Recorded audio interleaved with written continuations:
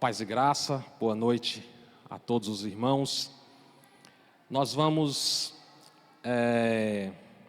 falar um pouco nesta noite a respeito de autoridade, leis, governo, política. Mas na verdade, eu coloquei lá no grupo alguma coisa nesse sentido, né? E o nosso irmão Jean, ele trouxe à nossa memória ali o estudo que ele já havia trazido aqui sobre essa questão de autoridade.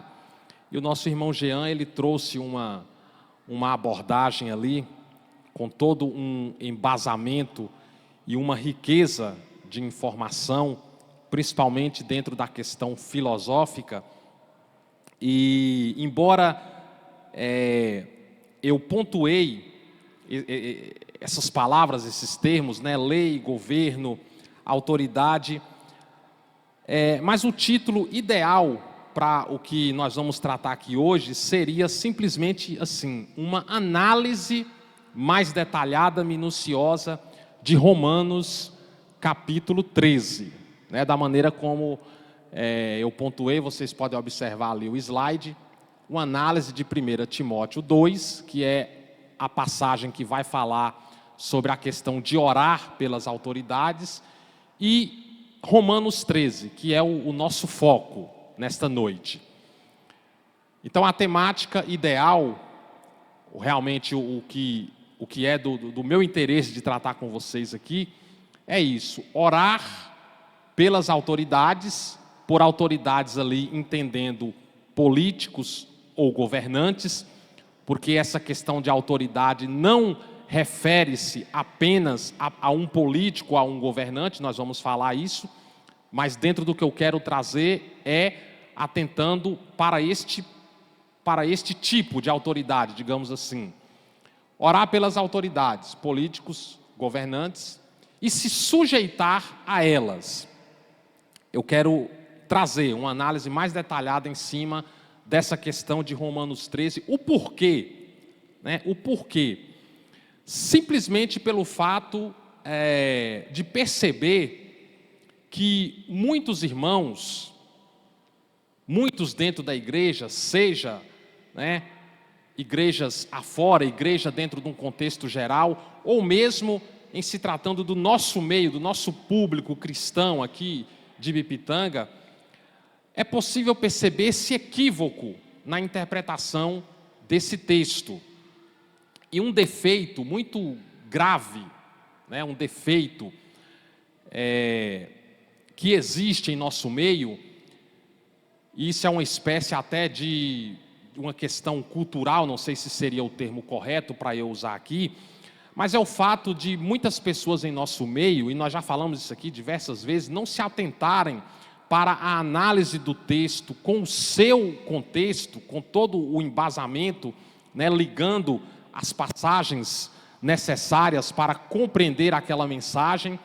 As pessoas têm o costume de se apegar com a palavra, com as expressões isoladas e criar até mesmo doutrinas em cima daquilo, ou uma verdade, quando na verdade não é o que a palavra pontua. Então isso não foge à regra em relação a Romanos 13, porque muitas pessoas têm esse entendimento e dizem, né, e divulgam isso: não, nós temos que nos sujeitar às autoridades, nós temos que nos sujeitar aos governantes, porque são autoridades.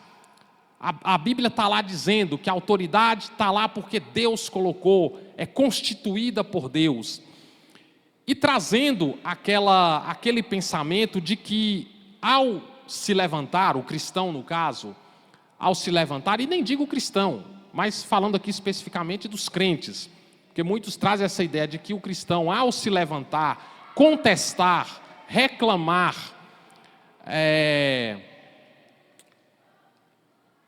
reivindicar, bater de frente, como nós dizemos no popular, contra um governante, um político, como se isso seria algo errado. O cristão não pode fazer isso, ele tem que, independente do posicionamento desse político, desse governante, ele tem que acatar tudo, porque a Bíblia manda, alguns até dizem, né? Porque está lá na Bíblia, tem que se sujeitar. Então nós vamos compreender, de fato, o que é que a Escritura Sagrada traz para a gente nesse sentido. Porque é algo verídico, essa falta de entendimento, né, sobre esse conceito do que realmente é política, do que realmente é autoridade, do que realmente vem a ser um governo. O que a Bíblia mostra para a gente nesse sentido. Então, é possível a gente ver muitas pessoas que são levadas por paixão política. Não sei se você já ouviu aquele termo político de estimação. Muitas pessoas, independente do que o cenário apresenta, do que esse político ou do que essa forma de governo está promovendo, está trazendo, está desencadeando, a pessoa tem uma paixão, é um político de estimação. Então ele não quer saber, ele não faz a análise se está certo, se está errado, ele prefere não pensar, né? Ele abre mão do pensar, do analisar e do contestar, se for possível, para viver naquela paixão, tendo esse político de estimação e defendendo este político ou este partido com unhas e dentes. A gente pode perceber a normalização da compra e venda de votos, principalmente nesse período agora, né, que nós estamos vivenciando, de política, de eleições, véspera de eleições, né, por todo o Brasil. O fato de não analisar o histórico, a conduta desses políticos e, para nossa tristeza, muitos líderes, né, utilizam a igreja fazendo alianças com pessoas realmente que não condizem com os ideais que são propagados e defendidos pela igreja. Essa questão de obedecer a qualquer lei ou projeto ou decreto, melhor dizendo, né, que é colocado em pauta por parte desses políticos, foi algo que a gente vivenciou, por exemplo, na pandemia. A pandemia eu chamo particularmente de um ensaio, foi um ensaio de controle social. E eles não precisaram fazer muita força, as pessoas cederam, né, aquilo ali, inclusive muitas igrejas, e eu vi líderes de grandes igrejas pelo Brasil dizendo, né, para os seus membros: fiquem em seus lugares, não manifestem, não contestem, se é para ficar em casa, se trancafiem, fiquem em casa, não relutem, porque nós temos que obedecer às leis. Esse é o papel da igreja, né, ainda afirmando dessa forma. E aí eu volto à indagação inicial. Como igreja, como cristão, nós temos que aceitar tudo, observar e não contestar, não se levantar, não se manifestar, porque nós vamos estar tendo uma atitude incorreta, porque temos que nos sujeitar às autoridades. Então eu quero começar aqui trazendo rapidamente uma definição aqui sobre autoridade. Você vai encontrar basicamente em qualquer dicionário dessa forma aqui, talvez uma pequena diferença ou outra, mas você vai encontrar a definição dessa forma. Eu pontuei aqui de forma bem objetiva. O que vem a ser autoridade?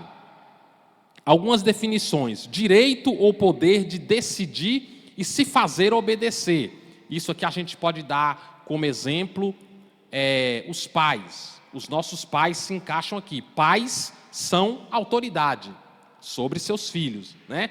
tem o direito ou o poder de decidir, de tomar decisões e se fazer obedecer. Então, os filhos têm que estar debaixo dessa autoridade dos pais, obedecer aos pais naquilo que eles apregoam, colocam. Uma autoridade pode ser o quê? Uma entidade judicial, militar, policial ou eclesiástica, que é o que nós falamos aqui, né? A questão da autoridade nesse sentido de um político, de um governante, uma entidade civil, né? E é justamente a respeito desse público que Paulo vai falar, mas nós vamos observar o que o texto realmente traz para a gente. Mas a autoridade pode ser ainda o quê? Uma pessoa de grande competência em um assunto, né? Então, se a gente está aqui numa roda de conversa e estamos debatendo algo dentro da psicologia, vamos dizer assim, né? Estou aqui eu, Kleber, Felipe, então a gente está conversando, aí um de nós vai e diz assim, olha, nessa questão, Jean é uma grande autoridade no assunto. Por quê?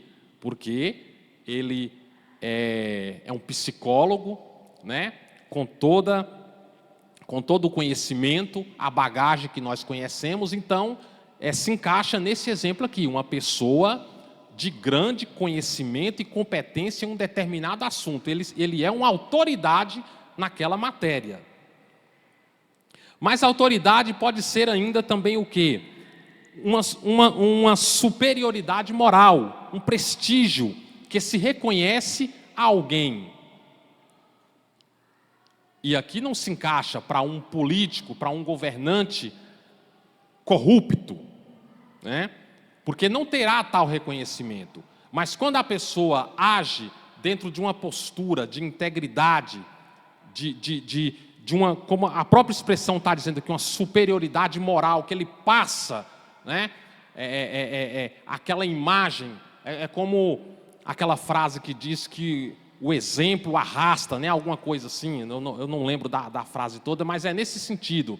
Então você olha para aquela pessoa que tem uma conduta ilibada, então você diz assim, não, é uma autoridade, reconheço como uma autoridade. Por quê? Aquela questão do respeito, né?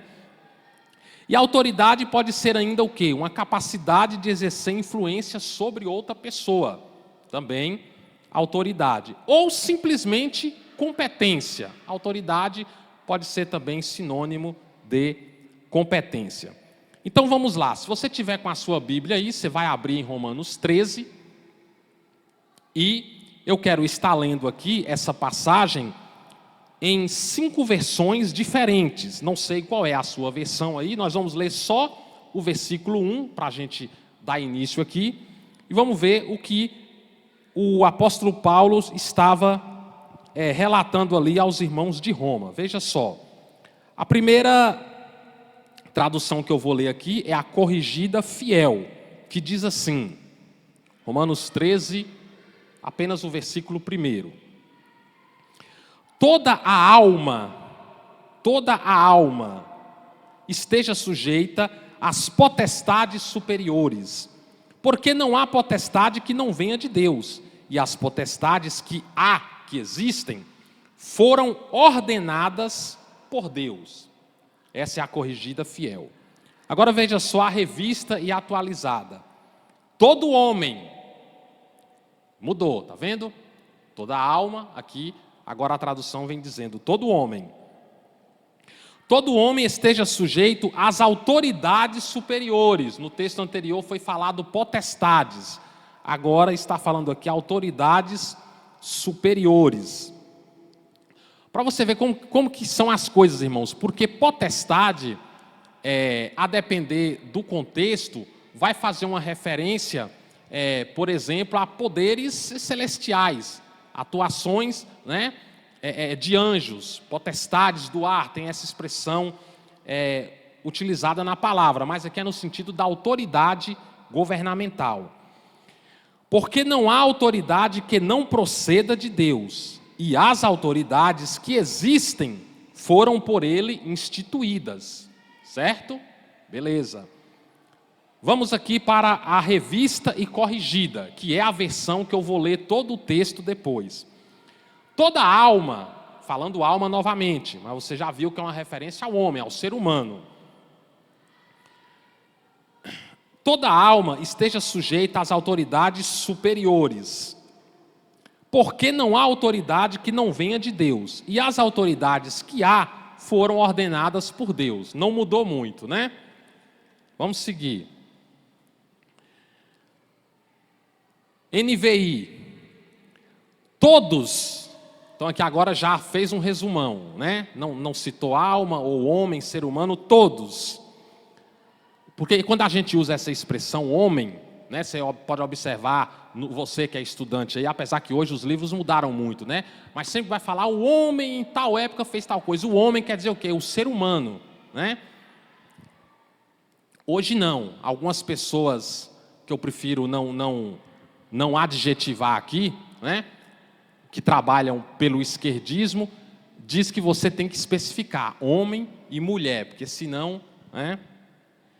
Essa semana, assistindo um vídeo no YouTube sobre instrução a respeito de um material ali que a gente teria que corrigir, e aquele instrutor ali, sempre que ia se referir, vocês professores e professoras. Ô, irmãos, cansa, viu, esse tipo de coisa, é enfadonho, mas enfim, né? Então vamos lá. Todos devem sujeitar-se às autoridades governamentais. Está vendo? Governamentais, já especificou aqui. Pois não há autoridade que não venha de Deus. As autoridades que existem foram por eles estabelecidas. Agora a NTLH, nova tradução, linguagem de hoje. Eu não gosto muito dessa tradução, mas olha só que coisa interessante que vai clarear aqui nessa versão. Obedeçam às autoridades, todos vocês, pois nenhuma autoridade existe, olha só essa expressão, eu gostei, sem a permissão de Deus. E as que existem foram colocadas nos seus lugares por Ele. Você vê como clareou o negócio aqui? Está dizendo que a autoridade está lá, porque Deus permitiu, certo? Deus quem permitiu. O início do texto diz para obedecer, certo? Devemos obedecer. Mas é em toda e qualquer condição? Não, nós vamos ver. Mas aqui está deixando claro que está lá porque Deus permitiu. E aí complementa assim, ó. As que existem foram colocadas nos seus lugares por Ele. Eu tenho observado o cenário atual no Brasil, na questão, falando, né, de governantes, políticos, parlamentares, e a gente observa tanta gente podre, suja, militando contra os bons valores, né, os bons costumes, a moral, a nossa fé, o cristianismo, a família. E às vezes a gente questiona, fala, meu Deus, mas aí você vai lá, no final você tem que ficar com essa compreensão de que tudo isso está sendo o quê? Permissão de Deus. Estão lá, estão. Deus permitiu. Nenhum deles está lá porque é bom ou porque é o dono do Brasil, né? Como o senhor da toga, né? Eu não vou citar o nome aqui, mas a Clebinho está gravando, né? E hoje em dia a gente tem que tomar muito cuidado com essas coisas, né? Principalmente citar o nome desse camarada aí, o dono do Brasil, né? Está fazendo o que quer, deita e rola, prende, solta, massacra. Muito sangue tem sido derramado e está na conta dele, dessa figura a que eu me refiro aqui. Mas é a permissão de Deus. Isso eu não tenho dúvida. Mas tudo bem, vamos lá. Vamos começar aqui por onde? Primeiro, o que a Bíblia nos mostra é que Deus estabeleceu a sociedade, né, e organizou a sociedade de uma forma hierárquica, certo? Hierarquia. A hierarquia vai falar de pessoas com bagagem experiência, maior conhecimento, instrução para orientar outros. Hierarquia vai falar sobre submissão, vai falar sobre obediência. Tudo isso está nesse pacote. E funciona assim em relação à família, à sociedade como um todo, né, como eu já disse, e também em relação à igreja, né? Tem um texto lá em Mateus que vai deixar claro que a comunidade cristã, ninguém é maior ou melhor do que ninguém. Todos são um, certo? Perante Deus. Mas no quesito de funcionamento, e nós vamos encontrar Hebreus, lá quando a gente vai lá para o texto de Hebreus, Paulo também vai falar lá a Timóteo sobre a questão da obediência aos pastores, né? Aquilo ali vai trazer para a gente a ideia de que na comunidade é necessário pessoas com bagagem, com maior instrução, para discipular, para orientar os outros. Então, a gente tem essa ideia de hierarquia, né? Nesse sentido. E também no caso do Estado, tem esse funcionamento de hierarquia, né? E Estado aqui, irmãos, eu não estou falando da Bahia ou de São Paulo, ou de qualquer outro, né? De Minas, enfim. É Estado no sentido de organização governamental, né? Um sistema que funciona com determinados poderes, com essa função de governar. É chamado de Estado. E aí, infelizmente, no caso do Brasil, a gente pode falar aqui com todas as letras que o nosso Estado é um Estado opressor, é um Estado que massacra, é um Estado que ele tem feito de tudo, sempre foi assim e agora com maior intensidade no quesito de arrancar a liberdade do cidadão, mesmo dizendo que o cidadão é livre, mesmo usando muito o termo democracia, né? Mas é apenas uma expressão que eles usam da maneira que convém, porque se a gente for parar para analisar e observar, trata-se de um Estado opressor. Todo ser humano é um ser político, é outra questão a se pontuar aqui. Se é um ser político, ele é dotado de autoridade, certo? Mas quando eu estou falando aqui que é um ser político, eu quero que você arranque da sua mente aí a questão de política partidária, porque não é esse o ponto, né? Política partidária é um câncer. Política, no sentido mais puro, nato da palavra, é algo que todos nós precisamos ter esse conhecimento, entender esse funcionamento, porque todos nós somos seres políticos.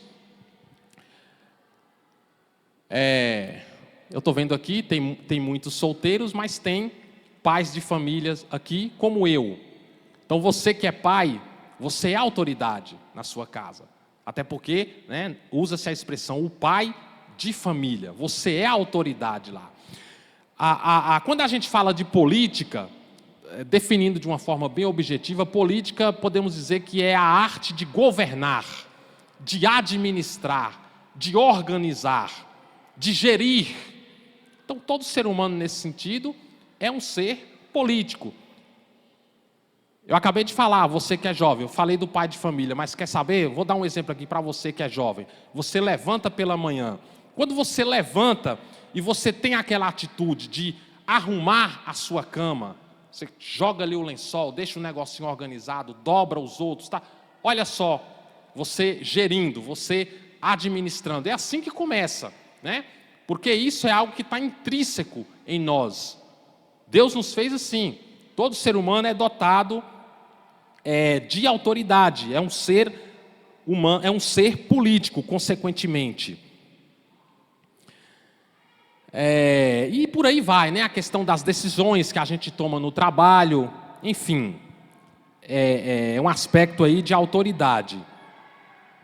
Nós não há como anular a política de nossas vidas, mas política que entenda, não estou falando de política partidária, mas de administração. Terceiro ponto, de acordo com a Bíblia, existem alguns princípios que devem ser aplicados em se tratando de um sistema de governo civil, como, por exemplo, gerir o bem público. O que mais que um governo civil deve fazer? Conduzir a nação. Presta atenção nisso aqui. Vai ficar mais claro quando a gente ir para o texto, mas olha só. Proteger o cidadão é o dever de todo governante. Promover o bem, elaborar leis justas. Nós vamos encontrar, por exemplo, talvez seja o grande modelo na palavra do Senhor, José do Egito, né? Nós vamos encontrar um grande modelo de governante, de autoridade civil. O posicionamento do cristão / igreja ante essa questão política. Uma observação interessante, no primeiro século, irmãos, qual era o contexto do primeiro século? O contexto do primeiro século era um contexto de imperialismo, não era democracia, embora nós também, não, como já disse, né, não podemos dizer que vivemos em uma democracia, mas ainda há alguns direitos, algumas garantias das quais o cidadão hoje usufrui. Mas ali no primeiro século era um regime totalmente imperialista. E ainda assim, a gente pode perceber na palavra Jesus se posicionando, se manifestando contra autoridades governamentais. Então aqui eu já estou quebrando, né, a dúvida em cima da questão do se sujeitar. Porque Jesus questionou, Jesus se posicionou, se manifestou. João Batista da mesma forma, né? João Batista, ele teve um embate com o rei Herodes e ele disse, coloca a tua casa em ordem, você é um tirano, você é um crápula, você é um imoral. João Batista perdeu a sua cabeça por conta disso. Mas a voz de João ecoa até hoje, porque a voz do crente é a voz que clama também por justiça. Porque o crente ele não compactua com a imoralidade, né?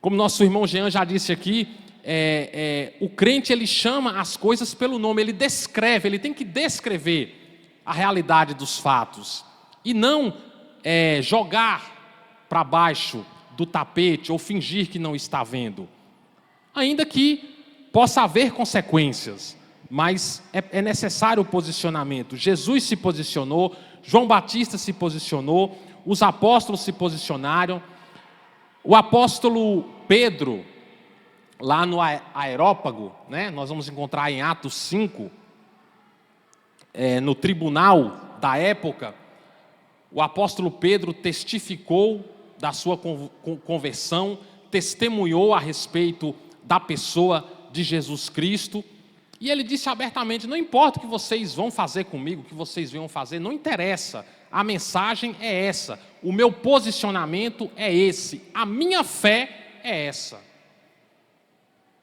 E lá no versículo, se não me engano, 26 desse texto, tem uma expressão que é chave e que vai casar com Romanos 13, porque o princípio que deve ser aplicado para esse entendimento de Romanos 13 é essa chave lá de Atos 5:26, quando Pedro conclui dizendo, a mim antes importa obedecer a Deus do que aos homens.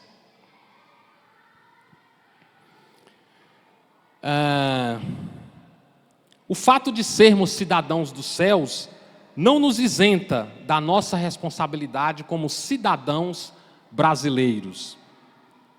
Tem um pregador, não vou dizer que seja um pregador, mas um camarada bem instruído na palavra, com bons ensinamentos, eu acompanho ele sempre que eu posso no YouTube, mas, por exemplo, quando ele se refere a essa questão do crente não ser um cidadão terreno, o fato de que a nossa pátria está nos céus, ele coloca de uma forma como se a gente não devesse se envolver muito com as coisas dessa terra. E eu, particularmente, discordo.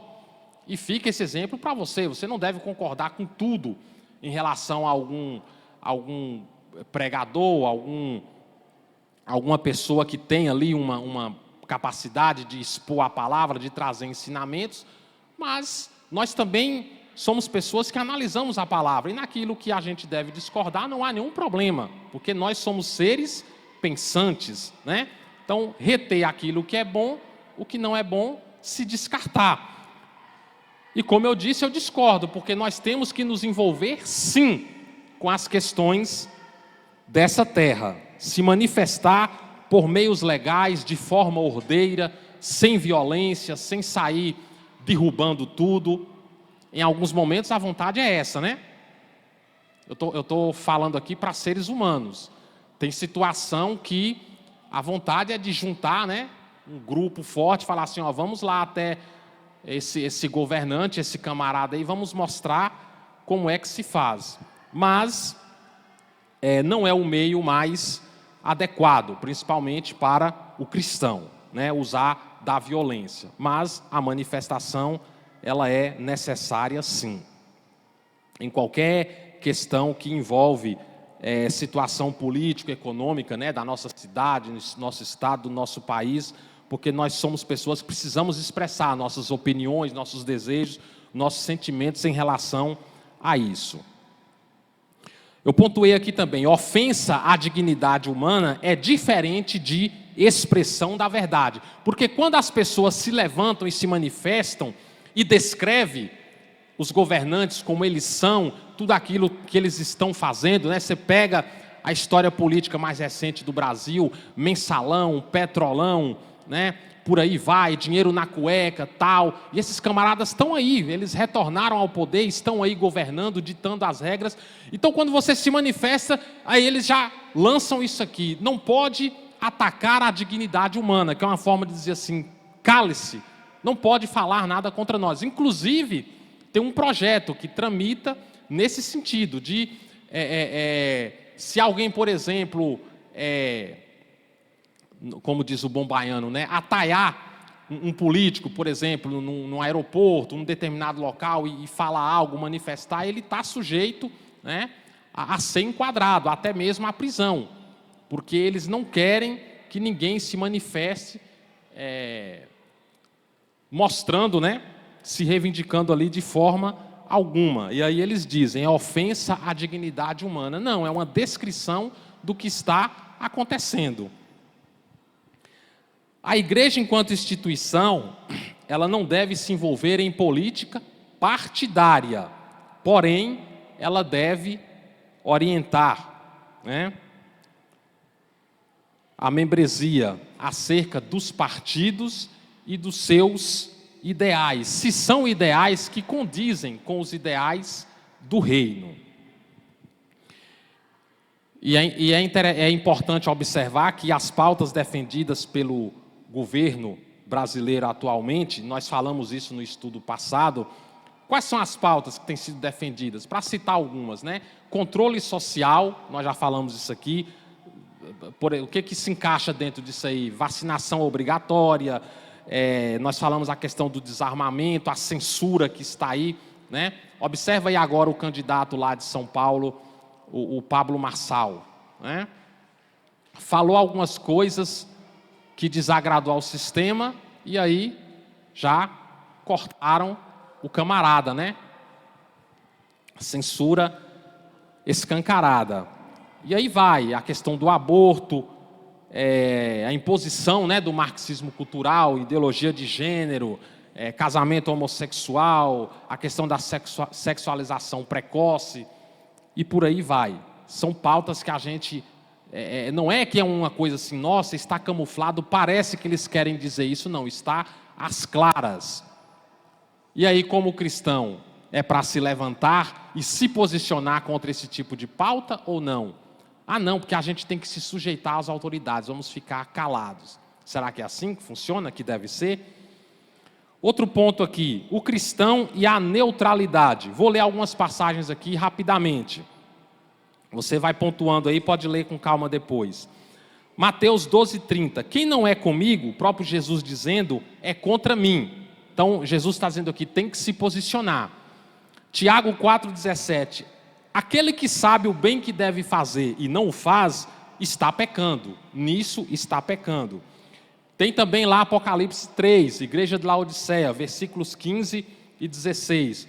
Conheço as tuas obras. Você não é nem quente e nem frio. O que que Jesus está dizendo ali? Você não se posiciona. Você não tem um pensamento próprio.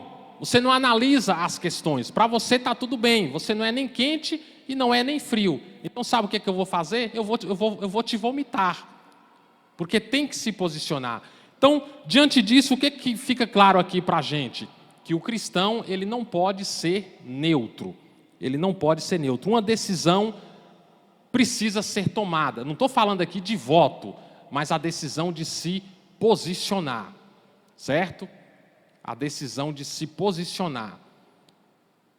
Na questão do voto, se você tem lá 2, 3, 4 partidos, sei lá, e você pega essas cidades do interior, né, onde aí às vezes é tudo aparelhado para o partido de esquerda. Ah, você vai para um lado, não, ali não dá. Você vai para cá, não, aqui é pior. Mas aí você vai fazer o quê? Não é na questão do voto, mas você tem que se posicionar. Ainda que seja de chegar e dizer, não, para mim nenhum deles serve por conta disso, disso e disso. Mas o posicionamento o cristão tem que ter. Vamos lá então. Muitos, e aqui cabe mais para líderes religiosos, falsos mestres, né, dos dias atuais, que têm se comportado como os antigos fariseus. Fazem alianças com políticos, né, a maioria deles corrupto, usando esse artifício de orar por eles. Nós precisamos orar pelas autoridades. Vou ler aqui Mateus 6,5, que diz assim: quando vocês orarem, não sejam como os hipócritas. Eles gostam de ficar orando em pé, nas sinagogas, nas esquinas, a fim de serem vistos. Olha a expressão que é utilizada aqui. Eles querem ser vistos pelos outros.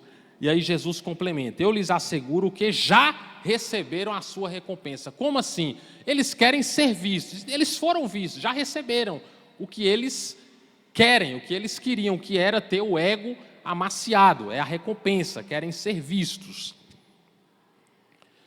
Outra pergunta importante a se fazer: os homens, entende-se, ser humano, os homens são propriedades do Estado ou devem ser livres em Deus? Uma nação, irmãos, ela pode ter todas as suas leis baseadas no paganismo, mas se você é cristão e habita nessa nação, você não deve se intimidar.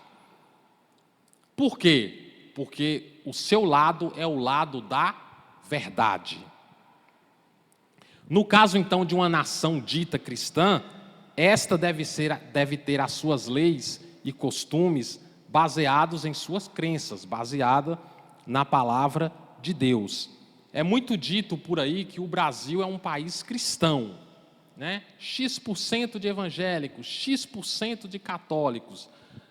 Mas quando a gente vai para a prática, porque eu sempre fico com essa indagação, uma nação, quando ela realmente é cristã, não em números, mas na prática, irmãos, alguma coisa tem que acontecer no sentido de transformação, porque onde o reino avança, a corrupção tem que diminuir, tem que haver um freio. Onde o reino avança, a desonestidade tem que cair por terra, a maledicência, a prostituição, a pornografia, tudo que não presta tem que começar a perder campo, se o reino está avançando. Então fica essa indagação, essa observação para ser feito aí, né? Falando dessa questão de leis e costumes baseado em crenças, você pode ver que o próprio decálogo lá, né, a lei de Moisés, como é dito, você vai ver que foi e é ainda base para muitas leis em muitas nações, né? Você vai pegar lá a questão do não matar, do não roubar, a questão da família. A nossa própria Constituição vai dizer isso, né? A família como base da sociedade, diversas questões que estão implícitas e outras de forma bem clara no Decálogo. Muito bem. Eu já disse, né, que a política é uma arte de governar. Eu vou citar aqui, eu achei interessante essa expressão aqui do Bruno Garchagem, quando ele diz assim: o que diriam senadores romanos como Cícero, grandes homens e mulheres do nosso império, Joaquim Nabuco e Machado de Assis, sobre o atual cenário político brasileiro? Cenário em que não se vê nobreza de espírito. Onde só importa a lacrada, a mitada, toda sorte de vícios. O importante é aquilo que vai viralizar e dar voto. Não há possibilidade de surgir uma boa classe política se não forjarmos, antes de tudo, pessoas que busquem nutrir em si princípios, valores e virtudes, que trabalhem para o enobrecimento da sociedade.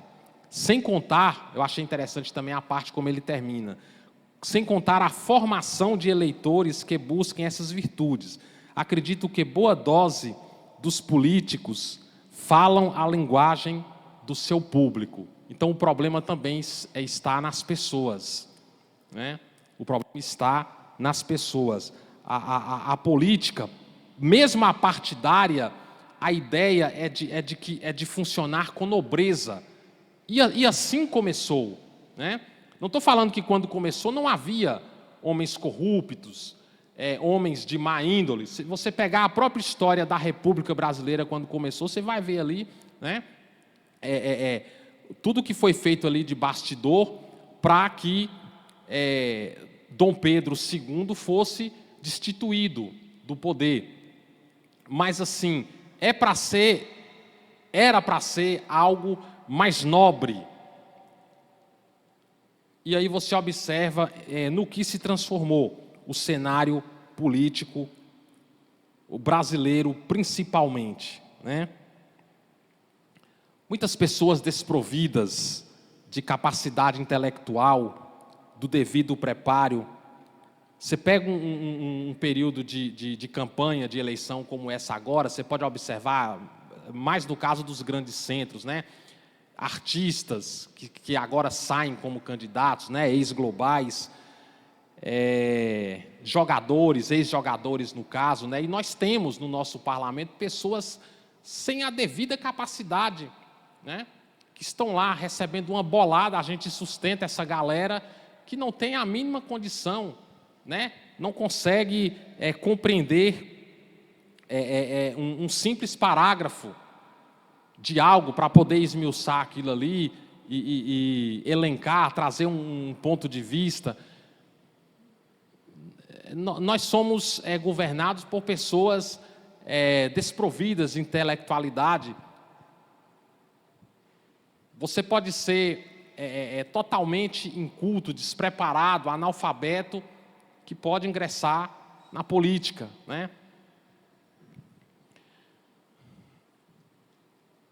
Você pega aí um pouco antes, você vai lembrar um homem intelectual super capacitado como o Dr. Enéas, por exemplo, que era tido como um louco, né? Como uma aberração da natureza. E aí vinha, por exemplo, o Tiririca, né? Tiririca toda eleição ganhava estourado, arrastava um monte junto com ele, né? E tinha gente que dizia assim: é voto de protesto. Não sei, irmãos, é bem complicado, né, o pensamento do brasileiro. A famosa frase, religião, política e futebol não se discute, eu me lembrei dessa frase aqui, até hoje ela ainda é repetida por muitos. E ainda que pareça algo meio que inofensivo, talvez seja um dos motivos desse caos, né, político, moral e também religioso, que se tornou o nosso país. Por quê? Porque quando as pessoas tratam aquilo ali com desdém, não levam aquilo a sério, né? Abrem mão daquela pauta, abrem mão de pensar, de analisar, é justamente isso que os corruptos, que eles querem. É justamente isso que os sedentos por poder, eles querem. Que as pessoas realmente não levem. Política, ninguém discute política, deixa isso para lá. Então, não levando isso a sério, fica mais fácil para se perpetuarem no poder. Por ser deixado de lado, os maus políticos e os maus religiosos acabam tomando conta. Vamos lá então. Para a gente terminar aqui, eu vou dar um salto agora. Pode jogar a segunda lâmina aí, Kleber.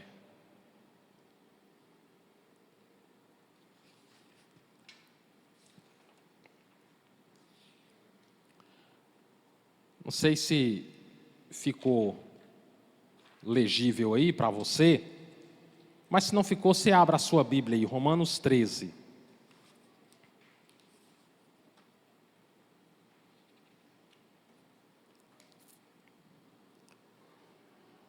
Romanos 13. Vamos ler aí até o 8. Toda alma esteja sujeita às autoridades superiores, porque não há autoridade que não venha de Deus.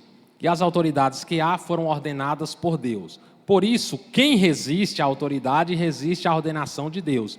E os que resistem trarão sobre si mesmos a condenação. Porque os magistrados não são terror para as boas obras, mas para as más.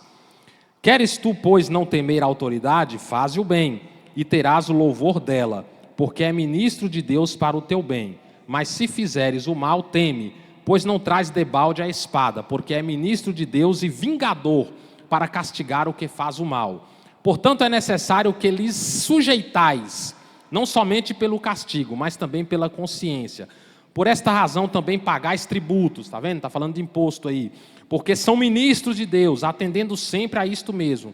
Dai a cada um o que deveis, a quem tributo, tributo, a quem imposto, imposto, a quem temor, temor, honra, honra. A ninguém devais coisa alguma, a não ser o amor. Não sei se você pode observar ali na tela algumas expressões que eu fiz questão de destacar. Então, observando assim, a grosso modo, a impressão que nós temos é que, assim, observando num primeiro momento, que as autoridades governamentais não devem ser questionadas. Então, os caras podem deitar e rolar, né, descer o cacete, tortura, censura, e vamos ficar quietinhos, porque ali está dizendo que Deus foi quem colocou eles lá e nós temos que obedecê-los, estarmos sujeitos. E usam inclusive o final do texto ali, a ninguém devais coisa alguma, a não ser o amor. Então alguns dizem assim, não, da parte do cristão é amar. Não interessa se o porrete está sentando no seu lombo. O seu papel é só amar. E o resto deixa que Deus vai cuidar. Certo? Pode jogar outra lâmina, Kleber. Agora vocês vamos ver aqui a análise do texto.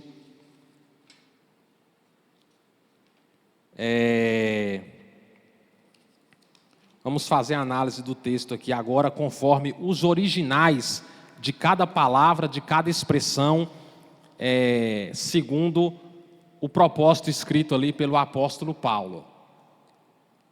Está dando para ler daí, irmãos, vocês que estão mais no fundo? Tá não? Aí complicou, mas acompanha aí na Bíblia. Toda alma esteja sujeita às autoridades superiores. O que são as autoridades superiores ditas por Paulo? Autoridades autorizadas, ou seja, sistema de governo, potestade. Paulo não está falando de prefeito, de governador, de uma pessoa específica, né? O governador fulano de tal, não. Paulo está falando de sistema de governo, certo? Porque não há autoridade que não venha de Deus. E as autoridades que existem, foram estabelecidas por Deus. Por isso, quem resiste à autoridade, ou seja, o que é resistir à autoridade? Que Paulo quer dizer ali? Desobedecer às leis. As leis existem para a gente obedecer, certo? Certo. tudo normal até aí. Precisamos obedecer às leis. Então, resistir à autoridade é desobedecer às leis. Então, quem faz isso, resiste à ordenação de Deus. E os que resistem trarão sobre si mesmos condenação. Que condenação? Ah, vai para o inferno. Não. Que condenação é essa? Estarão sujeitos à punição, aplicação das leis governamentais. Porque Paulo está falando do governo civil, do sistema de governo. É isso que Deus institui. Vamos seguir o texto. Terminou aí? Não. Paulo vai complementar a ideia. Porque os magistrados, quem são os magistrados? É esse que eu disse, é o prefeito, é o governador, é o deputado, é o parlamentar, é o rei, lá onde há a monarquia. Esse magistrado, ele está ali como autoridade dentro do sistema de governo, certo? Então, os magistrados não são terror para as boas obras. Então, aqui já clareou o negócio. Magistrado é para tocar o terror? É para censurar? Não. Não são terror para as boas obras, mas para as más. Novamente, referência ao descumprimento das leis ou atos de desordem e injustiça. Aí Paulo continua: queres tu não temer a autoridade, faze o bem, e terás o louvor dela, porque ela, a autoridade, o magistrado, é ministro de Deus para o teu bem. Ou seja, esse magistrado tem o dever de proteger e fazer justiça ao cidadão. Certo? Qual é o dever do político, do governante? É proteger, é promover o bem, é cuidar do cidadão, fazer justiça. Mas, se fizeres o mal, teme, pois ele não traz debalde a espada. O que é a espada? É um instrumento, né, que serve para fazer justiça, era um instrumento da época. Aqui, inclusive, eu vejo uma abertura aqui para a questão da punição, até mesmo no caso de pena de morte. Lembra lá quando Jesus foi apanhado pelo exército romano? O que Jesus disse? Vocês estão vindo com mim com paus e espada, por acaso eu sou bandido? O que a gente pode compreender? Jesus está dizendo o quê? Se fosse um bandido, a espada era válida, certo? Porque é ministro de Deus e vingador para castigar quem faz o mal. Portanto, é necessário que eles estejais sujeitos. De novo, né? Modo de vida baseado no cumprimento das leis. Não somente pelo castigo, mas também pela consciência. Aí ele vem falando, por essa razão pagais tributos, né? Porque são ministros de Deus, tal. E depois ele termina falando sobre o amor. O que é o amor? É a forma de vida do cristão, com que vos ameis uns aos outros. Porque quem ama aos outros cumpriu a lei.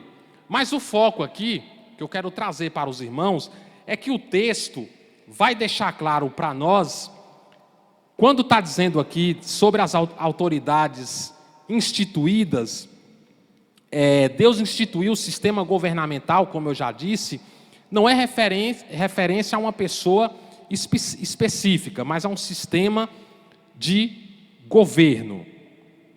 Então o que fica claro aqui? Que o magistrado, ele está ali para promover o bem, o texto está bem claro, para fazer justiça. Aí eu pergunto para vocês o seguinte, analise os magistrados que nós temos, os magistrados atuais. Eles estão promovendo o bem? Eles estão cuidando dos cidadãos?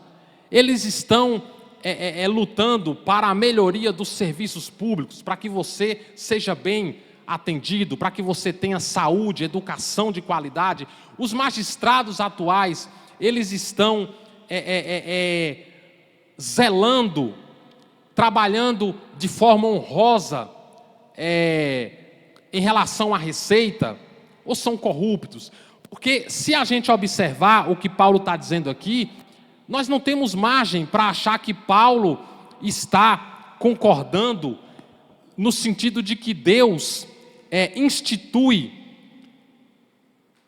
pessoas, e a gente pode até citar alguns nomes, vamos pegar aí alguns tirânicos históricos, né? Como Hitler, como Stalin, como Fidel Castro, né? Você acha que Deus instituiu essas pessoas e que as pessoas, os cidadãos, não deveriam questioná-los porque estavam ali dentro do propósito, fazendo aquilo que era a vontade de Deus? Não. Foram magistrados que não estavam atuando dentro do que a função exige, conforme a palavra mostra para todos nós. E aí eu vou ter, como complementação ainda, para Romanos 13, eu vou ter Tito 3, 1 Timóteo 2, que foi uma menção que eu fiz ali também, que vai falar sobre a respeito de orar pelas autoridades, que muita gente confunde isso aí. E a oração pelas autoridades é, antes de tudo, uma oração por todos os homens. Se você ler Timóteo 2 lá, você vai ver Paulo falando: em primeiro lugar, peço que façam orações, pedidos, súplicas, ações de graça em favor de todos os homens. Aí depois ele vai citar as autoridades. Por quê? Porque a autoridade está embutida no pacote. E quando a gente vai orar por todos, né? Foi nesse sentido que Paulo disse a Timóteo.